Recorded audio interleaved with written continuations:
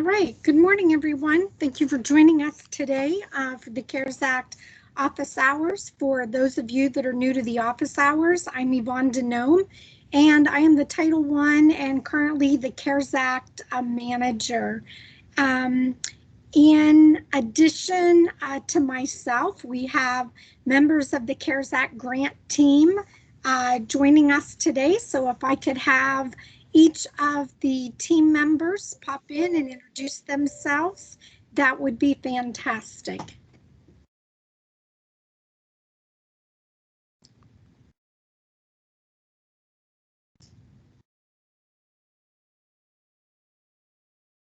Sue, I see you're on this morning representing financial services. Would you like to introduce yourself? Sure. I'm Sue Calba. I am the financial analyst for Region 3, and I'm here to support the office hours and help answer questions if need be. All right. Thank you, Sue. I am looking, I don't see Sabrina Boyd on the call yet, so she must be running a little bit behind. So I'm going to go ahead and kick us off with 2 updates that I have this morning. One is hot off the press. So the first one is about reflecting sick leave on the FS 174. So please know that if a teacher is on sick leave, that time should be reflected on the FS 174. Has asked that sick leave be entered on a separate line. In that case, line 1 would be the contractual hours, line 2 would be the sick leave hours, and then line 3 would be the CARES Act hours. So please make sure that we are reflecting any sick leave hours on the FS 174. We have learned that as part of the time and effort mandate for the CARES Act, that auditors will be expecting to see all time to include contractual, sick leave, or CARES Act hours. The second update that I have this morning, which is hot off the press, principals are in a meeting right now and have just been told that CARES funds can be used to pay teachers to do intervention planning. Again, I want to make sure that it's intervention planning, and especially on Mondays. They have been told that time must be out of contract hours. There was some concern about planning time because the CARES Act grant technically wasn't written for curriculum development. However, as long as the time for planning is related to intervention or family communication and engagement, it is allowable to be charged against CARES. So principals were just given that information about 10 minutes ago. So we wanted to make sure that you were provided that information as well. I'm going to pause. Those are the only 2 updates I have. I see that Sabrina is now on the call. And Sabrina, do you have any updates for us from your team? Good morning, everyone. No updates currently. I am following up on the transportation question from last week. So as soon as I get a definitive response on that, I will share that out with the group. All right, thank you, Sabrina. I know that I also had another question about not only about bus transportation for summer, but also for transportation for intervention prior to the end of the school year. So if you could actually extend that question to see if that will be a priority, or what funding stream is going to be used for that. We're already getting questions from our Title I schools about, will there be operating funds for that? If not, then they want to be able to utilize their Title I funds, and that's going to require some BAs on the Title I side. But it's my understanding that there is discussion about transportation for both after school intervention and then definitely for summer extended learning time. So I'll look forward to that official update. Okay, so the original question I was looking into was for current use of intervention. So the extension is to include summer learning transportation. Okay, yes. And if I could get one other clarification on the intervention programs that are being referenced, are these programs that were born out of the response to COVID, or are these programs that existed before and we're now seeking transportation? So I would say that it is in response to closing achievement gaps as a result of being out with COVID. So there would be a direct correlation between the intervention and then closing the learning gaps of students, which would be COVID related. Okay, I see Tasha did put in the comments that hers is related definitely to COVID. Okay, and I had sent that question to her. Thank you, Tasha, for providing that information. And it sounds like from your response earlier, or your comments earlier, Yvonne, that if it's not available for Title I schools, to transfer that was referenced in the email would be the transfer of Title I funds, not a transfer for CARES funding, right? Or well, what we're trying to determine is what is going to be the funding stream, right? right. Because with Title I, we have to be careful of the supplement, not supplant provision. So Right. if there is operating funds being utilized, we have to make sure that all schools have equitable access to all the operating funds. And then if CARES funds are going to be utilized from Central, then that has to be utilized before the Title I funding is utilized. So it just helps the Title I schools with planning purposes moving forward. Okay, thank you for that clarification. Absolutely. I appreciate that. I'm going to pause, and I know there were some questions in the chat, so I'm going to go back up and try to catch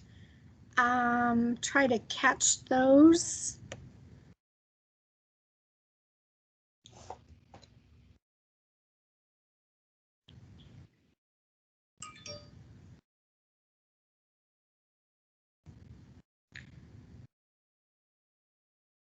Okay. Whoops.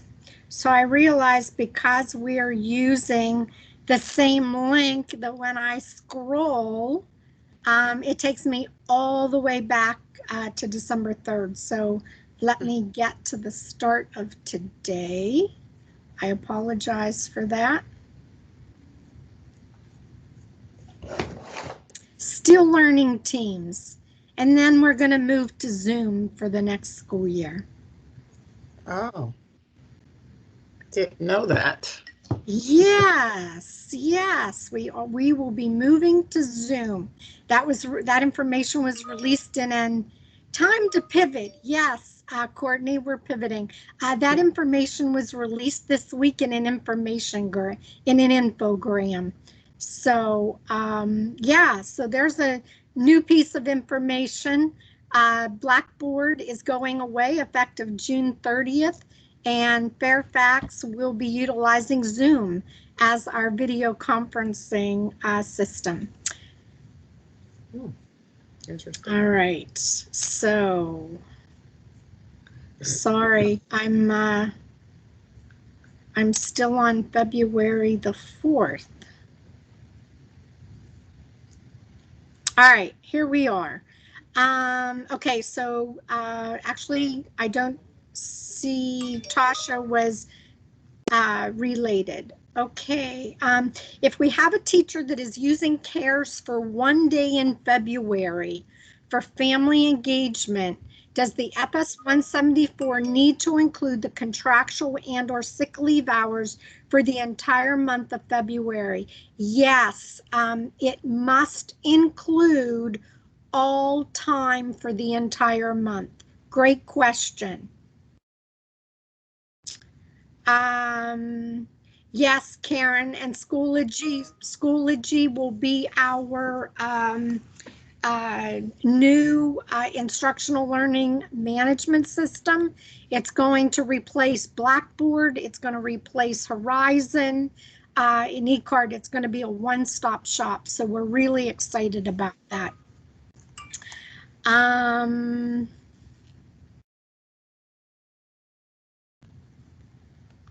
Sorry. All right, those are all the questions I see in the chat right now. Sue, since you're representing the business and financial services, do you have any updates for us this morning? No real updates. I know that there's probably going to be questions on the email that Michelle Pratt sent out to elementary schools and middle schools. So I don't know. We have already had a lot of questions. Do you want me just to jump in and just say a couple of things about that and see if there's questions? Yes, would you please? Sure. So the email that Michelle Pratt sent, I believe, primarily to elementary school, middle school, was mostly encouraging everyone to use the warehouse for your CARES or your COVID-related PPE and supplies. The warehouse is very well stocked right now. There was a notation in there at the bottom about funding, and I think some of the questions, or most of the questions we've gotten, was clarification around that. So what I wanted to let you know is that as of right now, if you need to order supplies through the warehouse, please do so. Continue to use your statistical order number. We don't right now know how much additional money is going to be coming, if it's going to be coming, how it's going to be allocated. We still have all those questions surrounding that. So schools need to know that as far as what you have right now in your ESSER CARES Act grant funding, that for sure, the budget will come in after you've done your orders with using your statistical order number. They will be doing journal entries to move those to your CARES Act grant funding. However, as you're continuing to order beyond your CARES Act grant funding, you need to make sure you have enough in your regular operating budget right now to continue to cover those purchases. Do use your statistical order number, because if funding becomes available, there will be every effort made to reimburse you and do what we can. We just don't have any definites about that right now.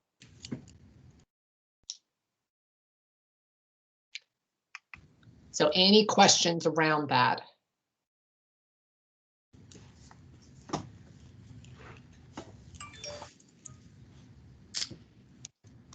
Let's see, Tasha.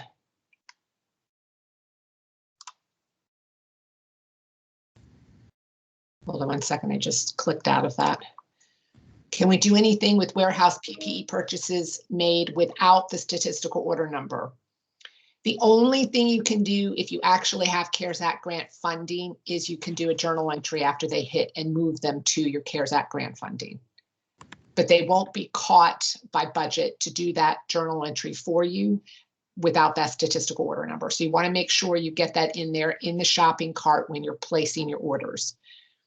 If you miss that, then yes, you yourself can do the journal entry as long as you have CARES Act grant funding available in your supplies account.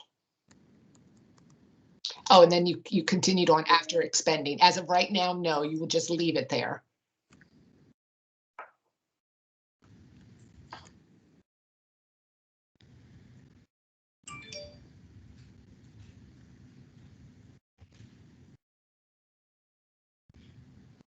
So Sue, my wondering is, so let's say I'm a school and I have utilized 100% of my PPE allocation within CARES, but with students resuming, with the return to school, I now have an identified need. Is the recommendation for schools to go ahead and order additional PPE from the warehouse, as long as they currently have the operating funds to pay for it? And then should additional federal funding or CARES funding become available, then they would be, what was being charged, right, would be zeroed out then. Is my understanding correct? Correct. And how it would be zeroed out, that the mechanics of that is what we don't know, but you are correct. If you have depleted your CARES Act funding for your supplies and you need additional supplies, PPE for, because kids start coming back to school, continue to use that statistical order number, as Yvonne just said. And that is our hope, because we do know there's additional funding streams out there and coming. We don't know any of the other details, so continue to use that. If, back up to Tasha's question, if for some reason you have forgotten, you don't have your statistical order number, the best thing I would say is keep a spreadsheet, keep track of it. I don't know if any of that can be covered if it's not already in the system. However, it's not going to hurt for you to keep track of that on a spreadsheet, just so you know what's out there. There's a lot of unknowns yet with what's going to happen and how it's going to look. But yes, everything you said, Yvonne, correct. Okay, and Sue, when you're talking the additional funding, are you specifically talking about the, good morning, are you specifically talking about the 84 million that Fairfax just received, or are you referring to the next wave of funding that is currently being planned for in Congress right now? Well, I guess either, both, or neither, since we don't really know. Okay, all right. What funding is going to be out there, I think, is too much unknown right now, and how it's going to look, how we're going to get it. So really, that's why we just really don't have a definitive answer. So you may even know more than I do about potential streams out there. I don't really know what that's going to look like. Right. Okay. So I know that the 84 million has come into the division, and that those decisions are being made at leadership.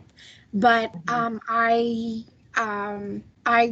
heard yesterday by the United States Department of Ed that the next wave, it hasn't been named, they're anticipating that to be announced any day now as well. So just so you know, that there's going to be another funding stream, and it's my understanding it's $137 billion coming to K-12 education. So I can see why they're saying more PPE is probably on the way. So that's good to know. And I do know that it is being stipulated to get schools open. So I can see that being focused towards PPE. Right. And also, Yvonne, to sort of piggyback on that, I think the other piece we don't know is how much of that will be purchased centrally and distributed versus reimbursing the schools. So that's some of the unknown around all of that. Okay. All right. Thank you for that, Sue. I appreciate that update. So Sue, to Grethel's question, will this also be for custodian surgical masks? So right now, if it's on the CARES Act, I mean, we can only do what we know right now. If it's on that CARES Act list of approved PPE and supplies, then yes. If it's not, no. And then Ellen has a question. If we go negative in our CARES, they can charge our operating funds, but we may be credited back. So you don't want to go negative in your CARES Act. I'm not sure, Ellen, if what you mean is the use of the statistical order number. If you've used that in a higher amount than you have in your CARES Act, because you can't and don't want to go negative in what's in your CARES Act grant funding budget. But you would want to, if you've depleted that, you would want to use your statistical order number so that the purchases that you made using your regular operating budget are noted with the statistical order number. Hopefully that answered your question, Alan. Wait, say that again, Sue. So I guess what I'm trying to make the distinction is it's different if you are hitting and you actually have charges. If you go into focus on your budget versus actuals and you are looking at your CARES Act grant funding, that's how much you've used of your actual CARES Act grant. Additionally, you may have charges in your operating budget that have used the statistical order number to identify it. Those amounts will be journal entered to your CARES Act grant funding up to the limit of how much you have available in your CARES Act grant funding, so that you don't go negative in there. You don't want to deplete your CARES Act grant funding. So in your regular operating budget, the ones with the statistical order number that surpass how much is in your CARES Act grant funding, that's what we're talking about, just leaving that there with your statistical order number so it's identified, so that if these other sources are available to reimburse you for that, that's how we'll know that you have those purchases in there. Okay, So, thanks, Sue. And to Karen's question, will there be directions on how to do that? It would be my recommendation that we put that that process, what that might look like once you get that exact clarification, that Sandy includes that as part of her weekly memo. That would be my recommendation. Yep, and if any changes come, she definitely will. Right now, there are no changes to what you're doing. So right now, everything's already out there in terms of seeing the statistical order number. And, you know, if you forget, you do your own journal entry. All of that is out there right now in all of our guidelines. So what we don't have yet is anything about any new additional sources of funding and how that will look. That's the unknown piece. And that's why we're just simply saying, continue to use your statistical order number so that it's noted. Okay. All right. Well, I suspect where the majority of the questions are going to come from are schools that have zeroed out their CARES funds, and they're going to be asking the question, does that mean there's additional funding for PPE? So that would be a clarification that would need to come in the future. Yes. Okay. Yes. Yep. If and how that's going to look and what you'll do with it and all of that. Just keep watching your emails, keep watching the CARES Act question and answers as we get more. Definitely watch Sandy's weekly emails, because if we have anything definite in terms of new, processes or guidelines, that's where you're going to see it, as well as posted on the CARES Act website. Okay. Excellent.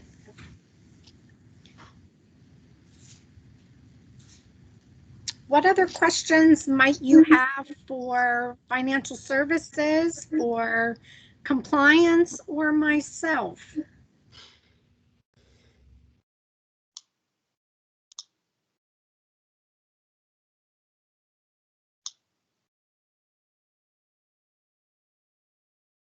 I will commend the AAs this week. I saw a huge shift this week in the level of the questions that were coming in. And it was really wanting affirmation that their thinking was accurate on what needed to be completed. So I am thrilled. I think that these office hours have been helpful, answer a lot of questions. I think our AAs are feeling confident in knowing what the processes are. So I am hoping that with that new funding that those processes continue, Sue, because I feel that our ship is moving in the right direction now, and I think all of our stakeholders have a really good understanding for how the funds can be used and what forms are needed, right, to support the expenditures on that. So thank you guys for doing a great job and for understanding that when we're talking about needing signatures and needing the HR 11s and the FS 174s and the My Time reports, that it is really for compliance purposes. We know that when the auditors come in to review CARES Act, they're going to be looking at 4 key things. 1, did we maintain compliance? Number 2, do we have all of our documentation? Number 3, did we follow FCPS procurement processes, excuse me? And then the 4th piece is with private schools that I'm also managing. So I really am confident where we are right now. Schools are doing an excellent job with their justifications on the submission of the HR 11s and FS 174. So I do appreciate folks reaching out to either me or a member of the finance team to say, hey, this is my thinking on this. And they're getting the green light in advance of moving forward. So that is excellent. Gretel, can you please send Q&A of each meeting so we can always go back? So yes, Courtney put the link to the question and answers in the chat box. I make sure that following the CARES Act office hours that the Q&A is updated by close of business. Also, we are recording the meetings. And so one of the things that Courtney does behind the scenes is she converts it into a YouTube playlist. And so you're able to actually go back and watch the recording as well. So great question. And what my recommendation is that if you go scroll back all the way to our first office hours in December, that there have been some changes. So you'll notice that we start with most recent going down. My recommendation is to, when you go in, to always review the latest 2 meetings, because that's where you're going to get your most up-to-date information. Oh, I'm so glad to know that, Leah, that the recordings have been helpful as well. I wasn't sure how many folks were going back and reviewing those. So it's nice to know that folks are actually going back. So thank you for that feedback as well.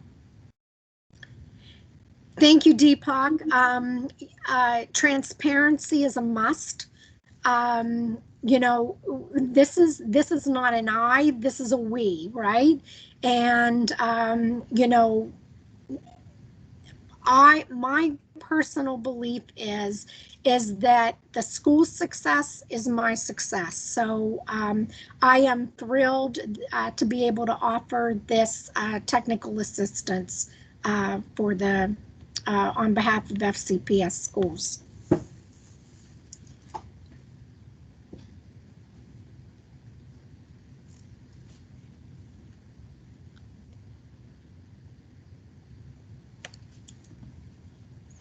Other questions that you might have?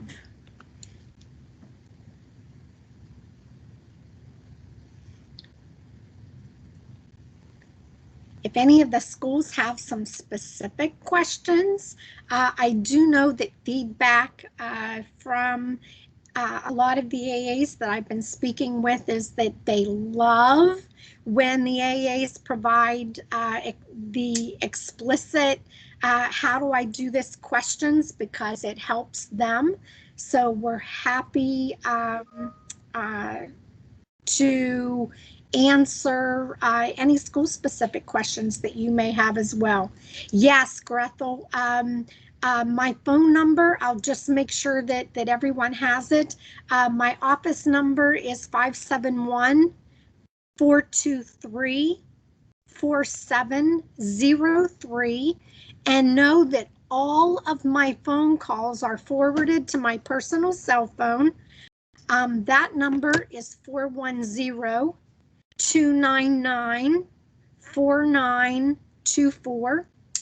So your calls do not go unanswered. And at times when I have had multiple calls, I just hit in a meeting and then I return a phone call. So if you do call me and it actually, I'm told that from a school line that the message does come through when it says I'm in the meeting or I'm on another call. So please know that they need to issue a cell phone.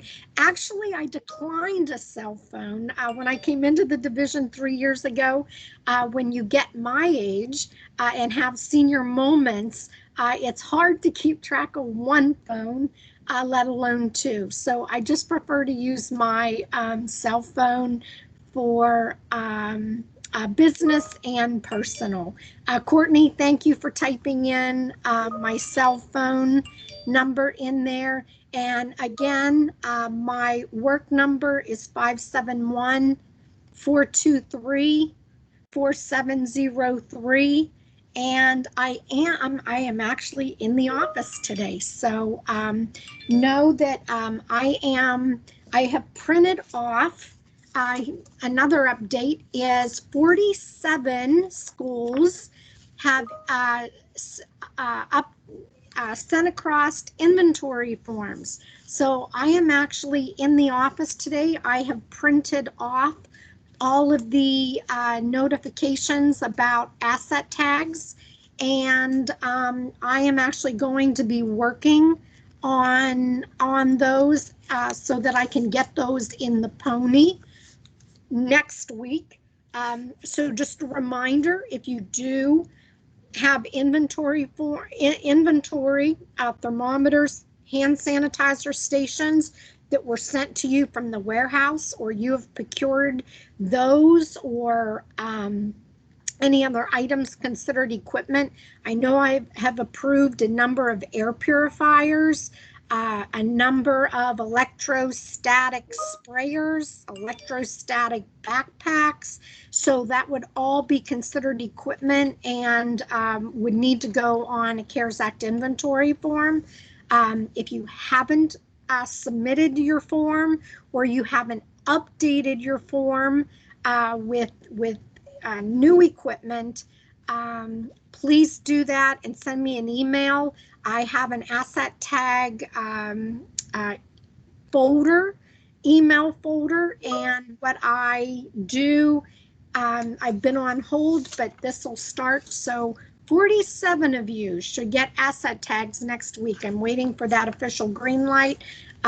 Sabrina, so as soon as Sabrina's team gives me that green light, I'm hoping that they'll go in the pony next week. Tasha, so if we do order PPE using our statistical order number beyond what we have CARES for, we'll have to be aware if any of those expenses end up getting moved to CARES and add those items to the inventory at that point. Yes, Tasha, you will, especially if it is considered equipment. Absolutely. Cindy, I'm not sure if this is exactly a CARES question, but did we ever figure out what we can do with the custodial funds that were given to you? Sue or Sabrina, I'm going to defer to you on that. And I believe there's going to be an answer in Sandy's weekly email as soon as she can get that out. She knows she hasn't gotten it out yet because there's been a couple of, very current changes, things that keep getting updated. So wait for that to be definitive. But I believe that in addition, what we had already told you was you could use that custodial overtime for other custodial hours. I believe the additional clarification is you can use that for custodial equipment and supplies as well. It's all going to stay within custodial, but in addition to overtime where you got the funding, being able to move it for hourly, I believe you'll also be able to use that in your custodial equipment and supplies. So watch for Sandy's email for definitive directions on that.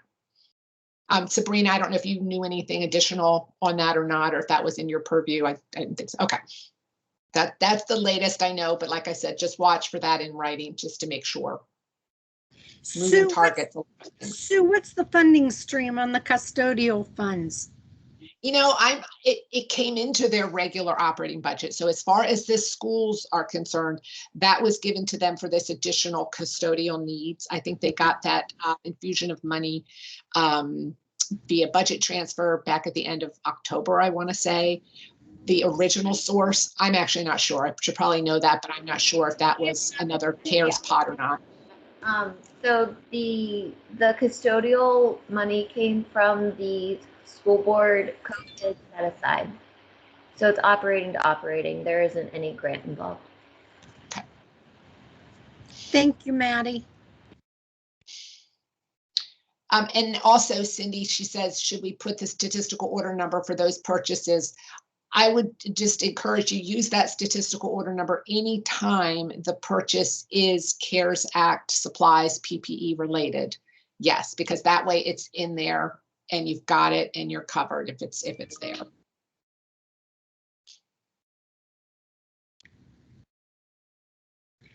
All right, that is good news.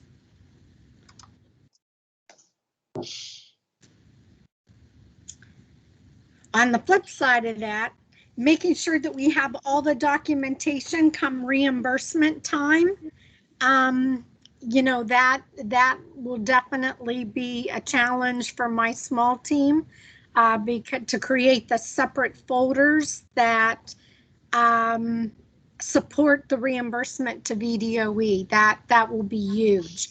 So I presume, Sue, that anytime they are putting charges against the Statistical CARES Act order, that they are also uploading all the supporting documents for that too, correct? That's a good question. I need to think that through because at that point it hasn't hit their CARES Act folder. But yes, I believe anytime they are doing that, yes, they need to put all the shopping cart, all the, follow the directions on Sandy's guidelines, shopping cart, invoice if you have it, packing slip, all of that. Okay. Additionally, if it goes in as a journal entry, additionally, we need it to be associated with the journal entry with that journal entry number. Okay. Otherwise, yes, go in as the actual purchase and keep track of that. All right.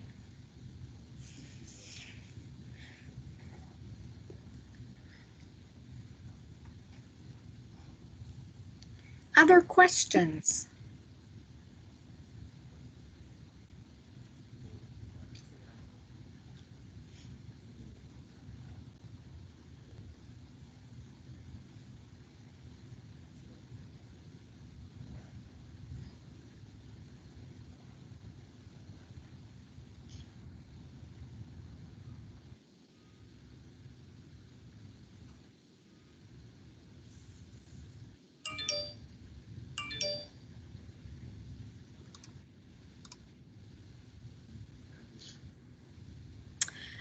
We need supporting docs for purchases. Yes.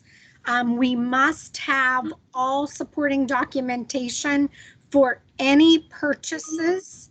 And for high schools only received CARES funding for hourly teacher and hourly technical. So for the high school piece, you would just need to make sure that you have your documentation for the time being charged to CARES.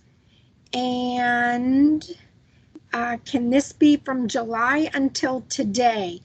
Yes, Gretel, absolutely. You can go back and reimburse the schools using your CARES Act funds for items you procured starting July 1st. Great question.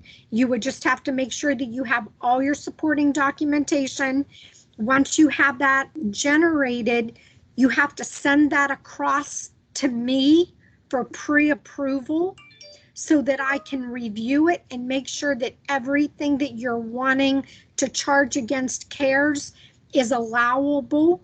And once you have my approval, then you can submit that for using the JEE process. But my approval for that does have to be included as part of your documentation. Otherwise, as you're moving forward, you're utilizing the TOPS system, and you're getting pre-approval that way in TOPS. But an email from me once I review the documentation suffices as part of that reimbursement.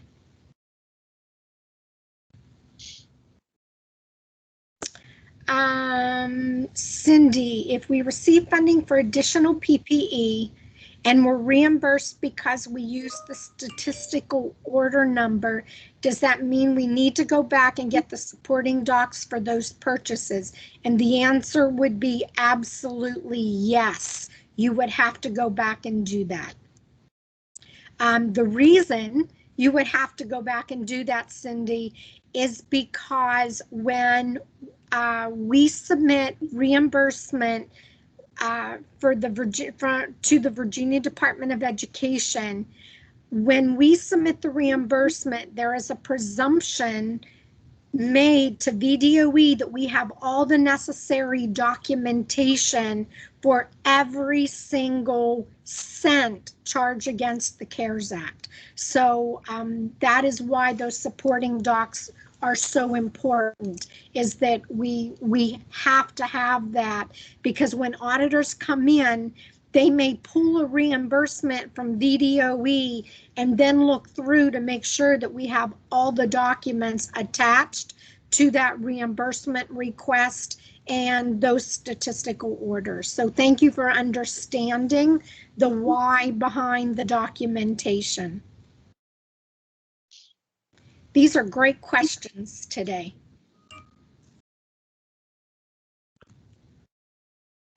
Cheryl, sorry about your tech issues. I had the same issue, and believe it or not, I have a new machine and they had to re-image my my computer on Tuesday because it crashed Monday. So be careful with that. On my CARES grant money, the Social Security amount is my FICA amount for both hourly technical and hourly teacher. Yes.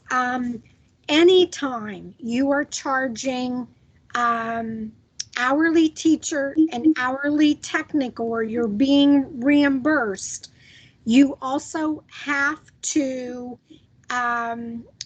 transfer the associated FICA, which is that 0.0765 per dollar, to cover the Social Security. So when federal funds are used for any part of salary, we are required by federal law to also show the corresponding Social Security or FICA for that as well. Great question, Cheryl.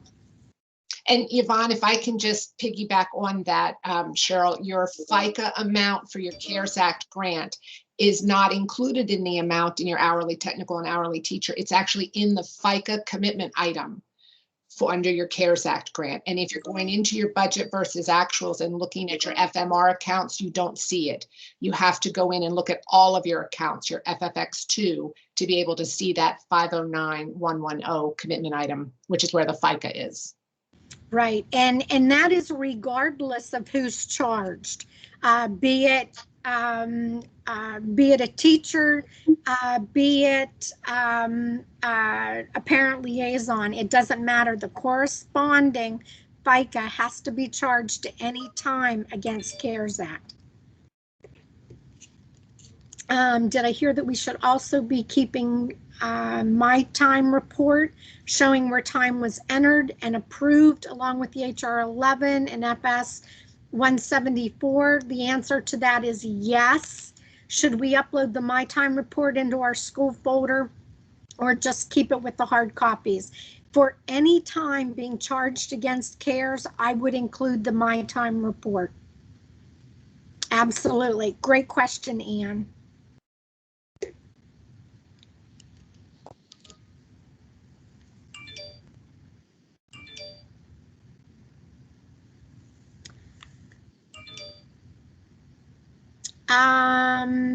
Exactly which report do you want?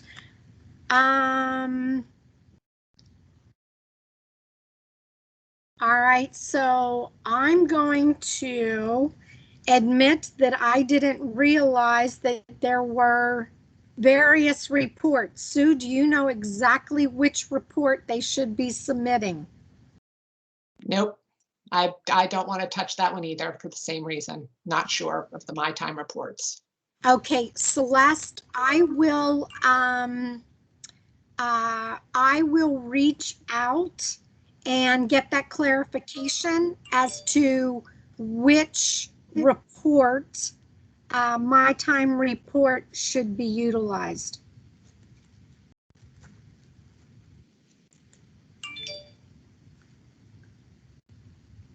Oh, you were using weekly timesheets. We could do weekly timesheets.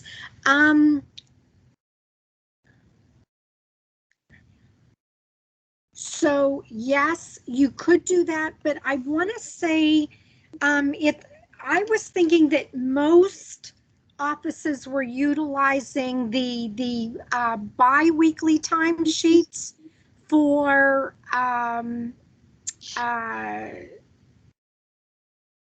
hourly technical, but then the monthly reports for teachers. So let me, I'll put that on my to-do list and I will get that in the CARES responses by close of business today. Thank you, Celeste, for asking that question. Anne, after the principal approves, you can print showing that the time has been approved. It's a summary report.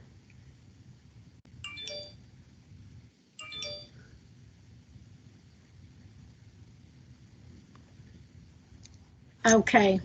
All right. So we definitely need to provide clarification on the exact my time report or the pay period summary.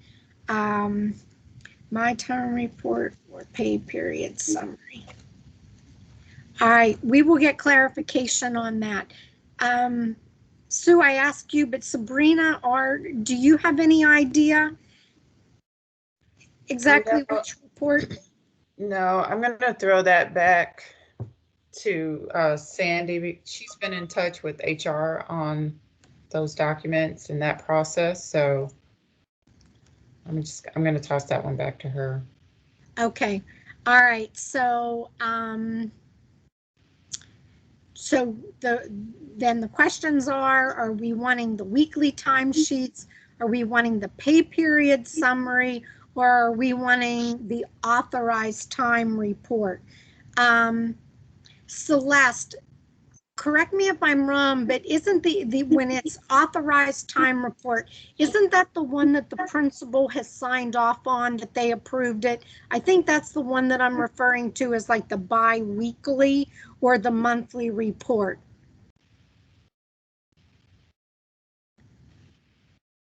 So the question is, the authorized time report, that's the one that the administrator has approved, correct? Oh, you can run them for a specific time period. Okay. All right. I need to educate myself on my time. So I'll get that information and get that posted for you guys so that you know exactly what report needs to be placed in the folders. Great question. Thank you. You're building my capacity, Celeste.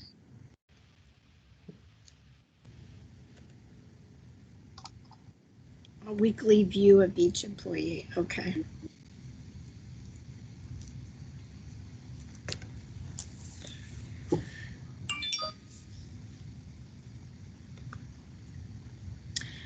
Karen says that her tab only prints the pay period summary along with reports, so no unauthorized line items. Okay. Pay period summary. Yeah, I'm thinking that that's the one that I'm meaning, that there's been approval on. But I will be 100% certain. We'll get that information for you guys.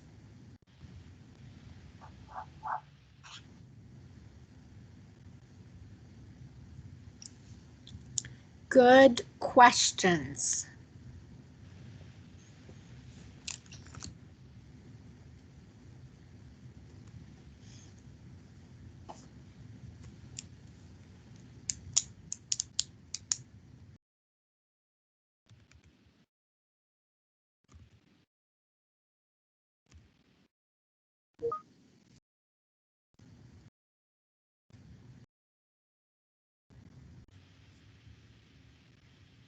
Oh, Lisa, thank you for that. We'll definitely follow up with Sandy since it says the weekly timesheet, but we'll confirm that in the CARES Act office hours Q&A. I was thinking it was the bi-weekly, but I think you're right. I think it is the weekly, but I don't want to think, I want to know. So we'll get that to you.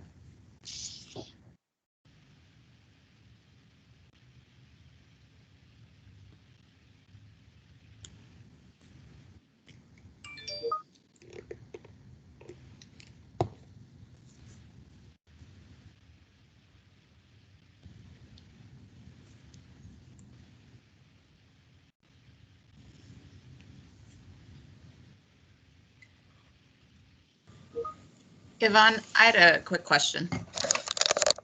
Okay. On the supporting documentation for purchases for the high schools, we don't have the CARES money, so we're only doing the statistical order. So if we get more money for PPE and we get reimbursed for the purchases we put for the statistical order on, and we need supporting documentation for that, what exactly is the supporting documentation for that? Just like the PO and focus and that shows it's paid, or because I'm thinking that I probably need to just go ahead and get those documents now and put them into a folder in lieu of being reimbursed later.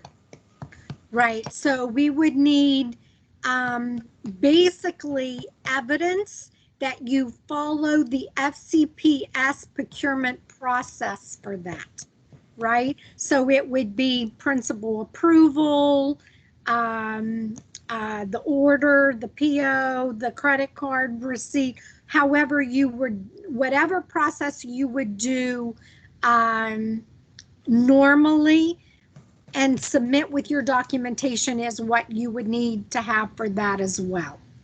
So if it's a focus order, the principal approval is all done through focus, or are you saying that we need like an additional email or something? No, just whatever you would generate through focus would be good, because then Okay. that shows that the tracking with all of that. Now, if it's Guernsey, like we don't, well, I guess we do get an invoice for Guernsey. So I guess we would do like the PO, the focus PO, and then the Guernsey invoice that they send us kind of thing? Yes. Or what about, sorry, what He's adorable, by the way. I'm so jealous. What about for like warehouse orders? They don't send us invoices. So whatever. You can get a packing slip with those probably though, right? Sorry, what? Go ahead, Sue. I was going to say with the warehouse orders though, you would get a packing slip that shows you what you got and how much you were charged. Right. Okay, yeah, I wasn't thinking. Okay, perfect. Thank you.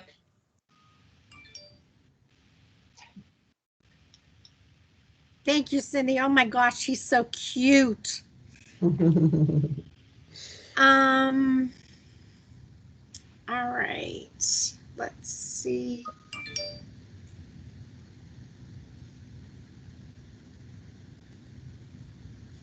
All right, I think we have all the questions in the chat answered.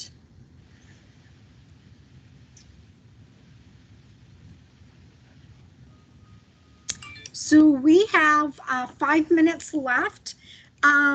Sue and Sabrina and I will stay on. If you have additional questions, feel free to stay on the call. But those are all the updates that we have for you today, and we look forward to seeing you next Thursday. Thank you all for coming. Great questions, guys. Hey, Yvonne, I have a question. This is Cindy at Deer Park. Hi, Cindy. Hey, so I apparently missed the timesheet thing somewhere in the line. So if I've already uploaded like my January time, I need to go back and print out their timesheets for that 1 week. I have hourly technical people using it. So I need to go back and do a weekly timesheet for them, or are we going to figure out something else? For right now, let me get clarification and make sure that I understand the exact report that Sandy has put in her weekly email that she wants. If you will follow back up on the CARES Act office hours and wait for that guidance, Okay. then whatever report, I would go back and put that in. Okay, so just redo everything and then just upload it all again on a different name or whatever. Because I've already uploaded it, so I could just pull it all back together and just upload it again. Because I want it all together, so it's easier for you guys to be together. Right. So my wondering is, I think it's rather than having to like recombine it, do you have the capability on your machine just to combine 2 PDFs into one file? If I can figure it out, I would. Who knows? I might. If not, Cindy, forward it to me. I'll combine it for you and send it back to you for you to drop in. Okay. I hate to have you print when I can do an easy combine and send Okay. it to you. Yeah, I might can. I don't know. It's yeah. Okay. It's been fun. So, and I have one more question. So I just ordered a bunch of PPE stuff from the warehouse. Finally, I finally figured out how to do it right. So when that comes in and I get my packing slip, then I need to upload that to my CARES Act folder, correct? And submit your JE and have your principal in order to do your. So did you use operating funds or did you automatically charge it to CARES? Did it right to the CARES. Right to CARES. Yeah. So then you should be good to go. Okay. All right. So, but I just need to go ahead and upload it into the CARES folder. Yes. Perfect. Okay. I just wanted to make sure I heard that right today because I didn't know that either. So I'm like, heard that today. Yes. Okay. Yeah. We unfortunately, what my team, so all the schools are putting their documentation on the CARES Act server, but then when we submit reimbursement to VDOE, what we're going to have to do is go in and we're going to have to copy those documents into another folder that's aligned with the reimbursement request to VDOE. Okay. All right. Okay. Thank you so much. All right. Thank you so much, Cindy. Appreciate great questions today. Okay. Thank you. All right. My pleasure.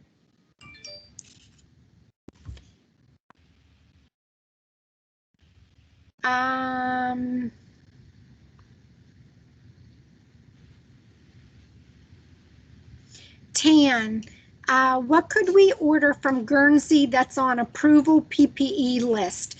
The list I have only shows items from the warehouse.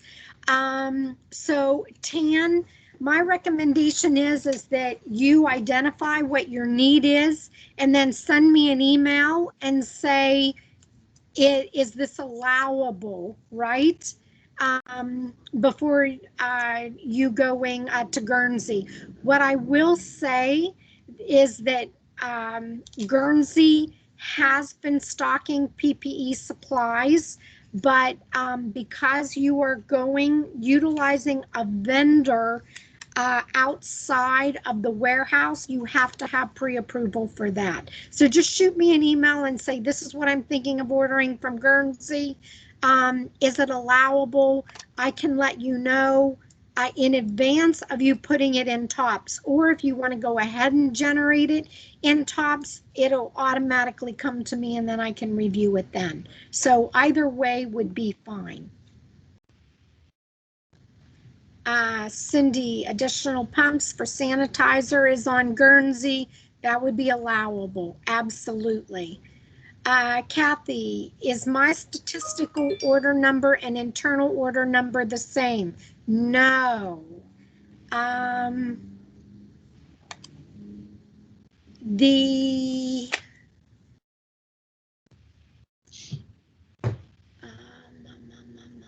Sorry, I was not on the CARES Act website.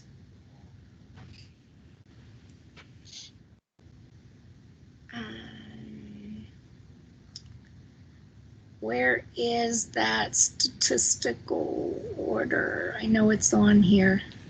Yeah, that's the one that starts with the 4SFN and ends in 002, Kathy. The statistical order number is the same for everybody, and think about it as a way to notate something. It doesn't hit your CARES Act grant directly when you use that, but that's how you note things in a shopping cart where you are unable to use your internal order number to go directly to your grant. You use the statistical order number to mark it, so to speak.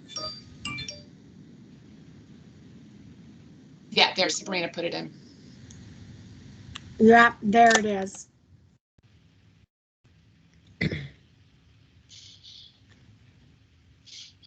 And that one, the 4SFN, that is the statistical order number, not your school's specific unique internal order number. Right, so the Kathy, your internal order number, if you go to the CARES Act grants website, under CARES Act resources on the right-hand side, it's the third bullet down that says FCPS CARES Grant Internal Order Index. And remind me what school you're in. I think she said she has that one. Oh, she has that one. Okay. Yeah. Yep. Oakview. Yep. Okay.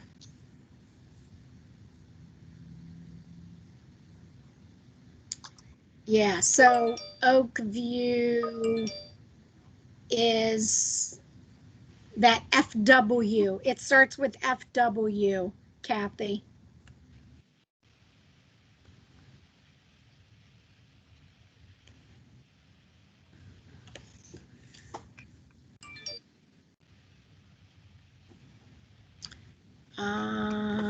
Let me make sure. Oakview. Oh, yep, I'm sorry.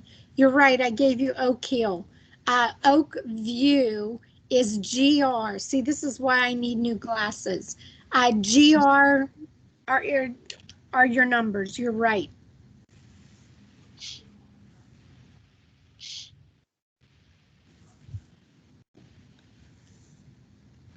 All right.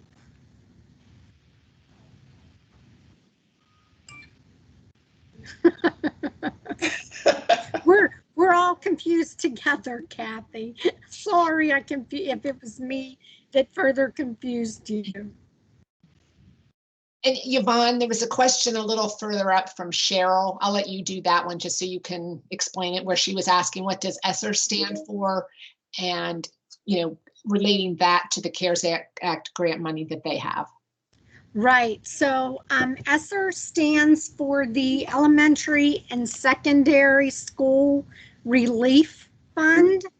And that is one of the CARES Act funds that have come into Fairfax County. And so with the ESSER funds, these are the funds that have been awarded and allocated to schools and departments. Does that help with your question? Oh, Cheryl. Okay, what does ESSER stand for? Is this? Yes, that is your CARES grant money. Yes.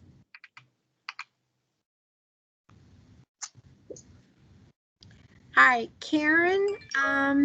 Question regarding the approval to charge intervention planning time. Yes, good morning, all. So my principal just told me that any planning time that our teachers do for intervention can be charged, even if it's beyond, even if it's not or is included as part of their regular day. So in order for the intervention time for planning to be charged to CARES Act, it has to be outside the contracted hours. Okay, that's not what principals were told this morning. She said they asked it in a bunch of different ways, and she's insistent. She was told that it could be any planning time that could be, that those hours could be charged, not if it was beyond their normal workday hours. And so she and I are in disagreement. And so I'm going to say that I specifically, when Leona Smith called me right before we came into this meeting, I said to her, I need to emphasize that any time charged to CARES Act has to be outside of teacher contract. And she said, yes, it will be outside of teacher contract. So, So I'm guessing for whatever reason, not all principals heard that. So I will continue to argue with her on that. I mean, we don't have a lot of that issue. She's afraid we were going to have to go back and recapture time for teachers. But we won't.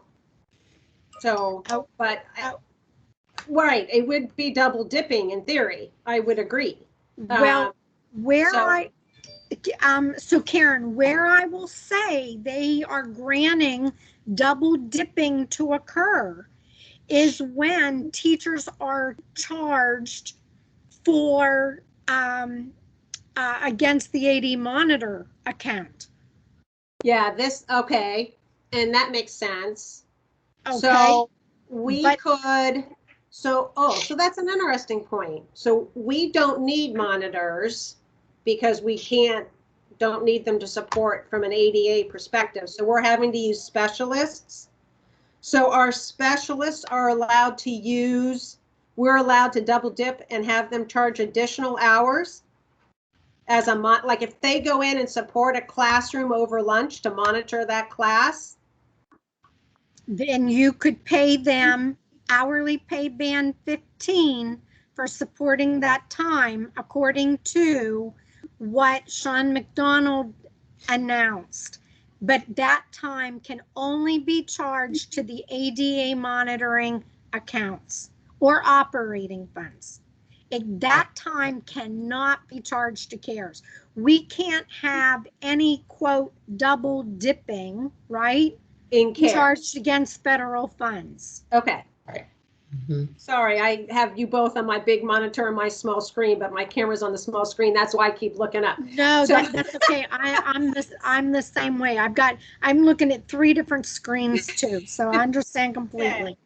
Okay, so that I was not aware that my current specialists who are going in and monitoring classrooms for short periods of time could double dip against the monitor funds. Okay.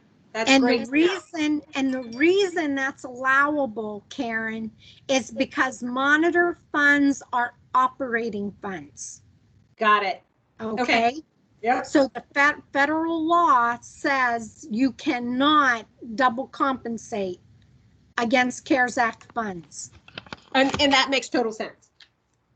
Okay, thank you. I appreciate all the clarifications, and just a heads up, there's a lot of people who left this call that may not have heard that, and their principals are going to tell them something different. Okay, well, and I did start off with that announcement at the very beginning of the meeting, but I do know we had some folks come in. So I do hope folks are going to go back and check the office hour questions. Yeah. And then the other thing I want to emphasize, and Tan put the question in there, how is that fair to IAs who don't have planning time? So what I will say is, if the IAs are providing intervention time, that they are allowed to be compensated at a rate that is comparable to the role that they're serving, right? So in this particular case, if IAs are doing intervention, a school may choose, and what my understanding is it's hourly pay band 7 that is comparable to that work, that the IAs could be paid comparable to that pay band 7, but that has to be approved by the principal and it has to be in writing. So that's So sort of can IAs be paid the extra funds for doing the monitoring at the in-person school stuff? So teachers can, or specialists can. So can if IAs are doing monitoring, can they also double dip against the monitoring funds at the band 7? The band 7 is if they're doing intervention work. Okay. All right. But as far as double dipping for the IAs, it's my understanding they're already hourly employees. So I would have to say no to that. IAs aren't hourly that I'm aware of. Are they considered hourly employees, IAs? Oh, okay. So if you have IAs in your building, they're benefited. I'm thinking of the ones charging against CARES, and those are all hourly. Yes, yeah, I get. No, I'm talking like a regular IA, a special ed IA who we use to help monitor a class during lunch hour or whatever the case may be.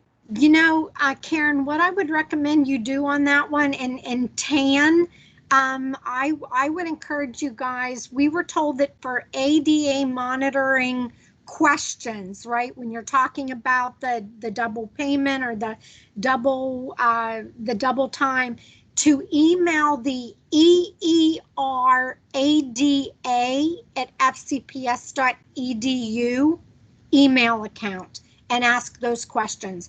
I would ask those questions and get that in writing.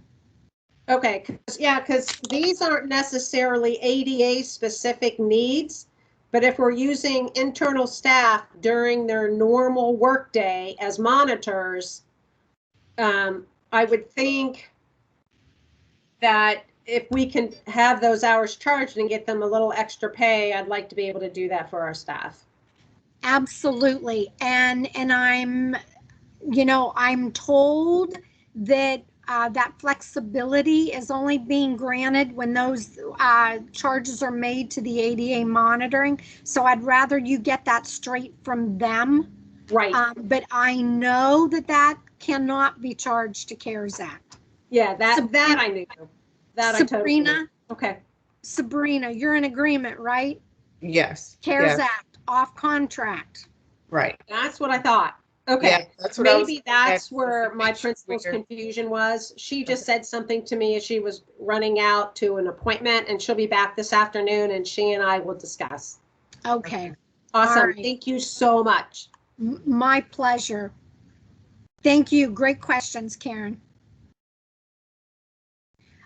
Celeste, we also have IAs doing monitoring, so please share what you find out. Okay, so I think that is going to be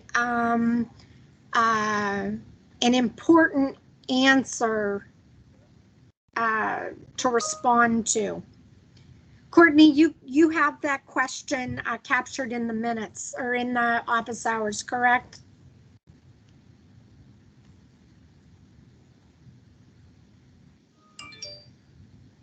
Okay, all right, thank you.